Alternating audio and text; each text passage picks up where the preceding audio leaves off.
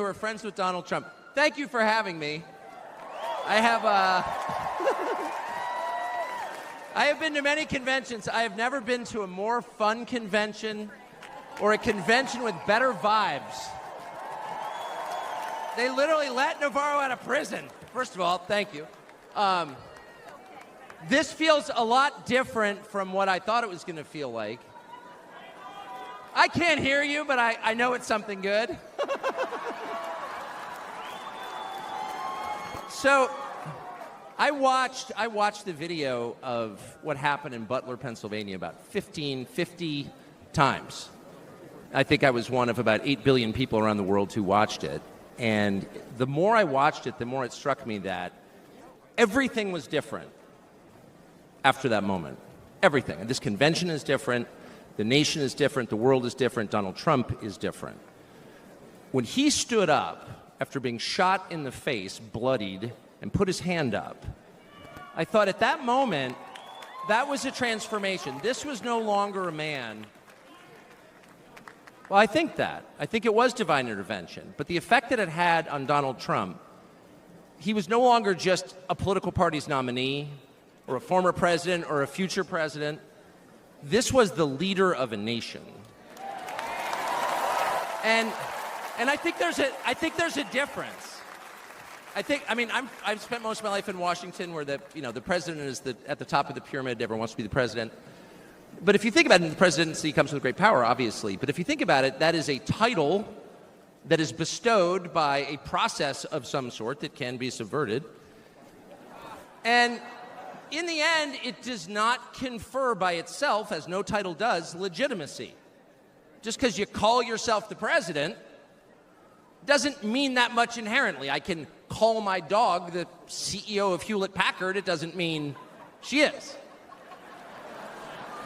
It's true. And you hate to say it, but it is also true, as a fact, that you could take, a mannequin, a dead person, and make him president.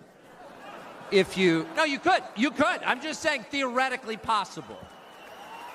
With enough cheating, that could happen. But being a leader is very different.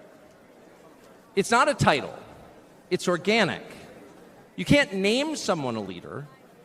A leader is the bravest man. That's who the leader is. That is true in all human organizations. This is a law of nature.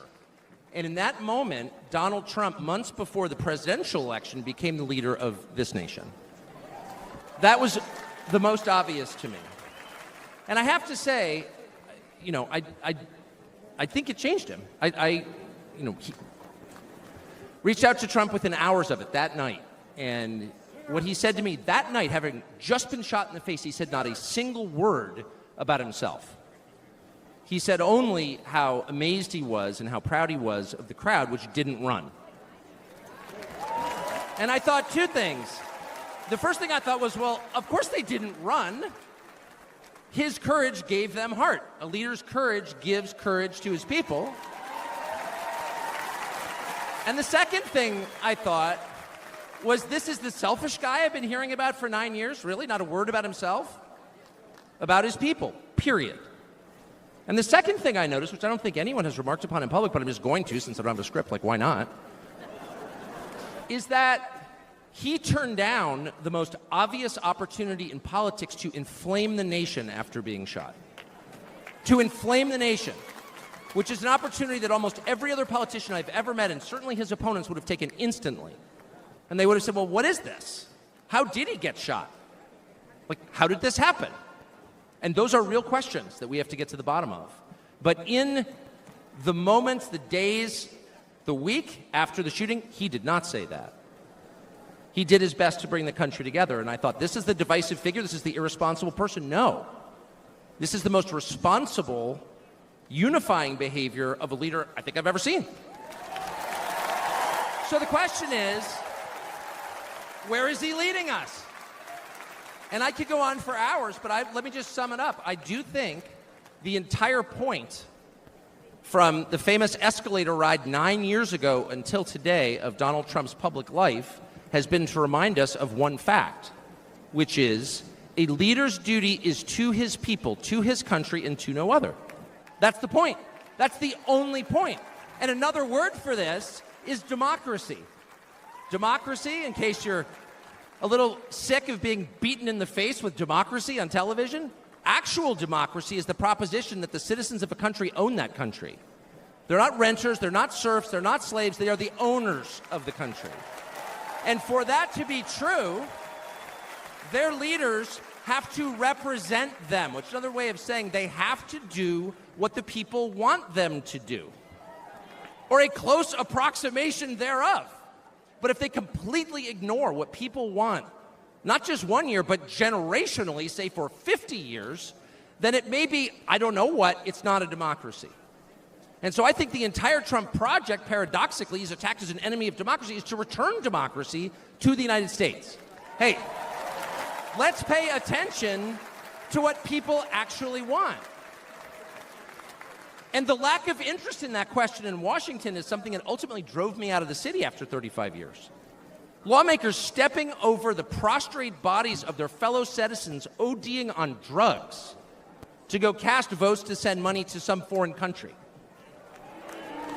Yeah, actually, we've lost more Americans from drugs in the past 4 years than we lost in World War II.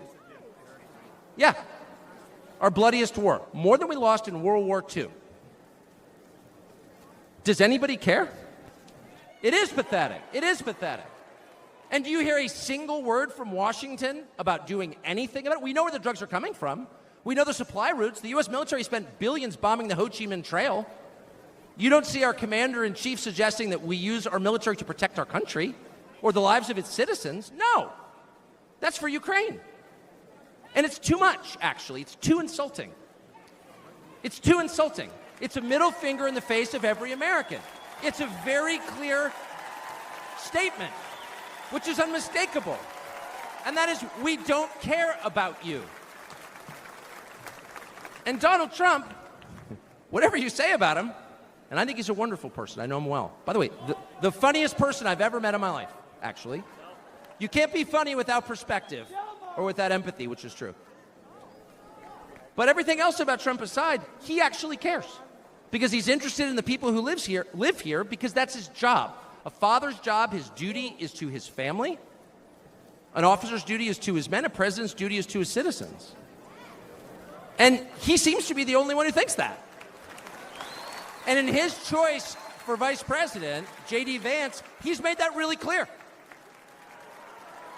J.D. Vance, I'll say this about him, is a thoroughly decent man, and I'll just admit it, a friend of mine, one of the very few politicians in Washington who actually is very close to his own wife, which is wonderful to see. And she's wonderful, actually.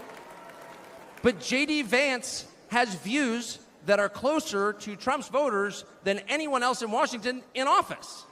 Therefore, he's the vice president. That's called democracy.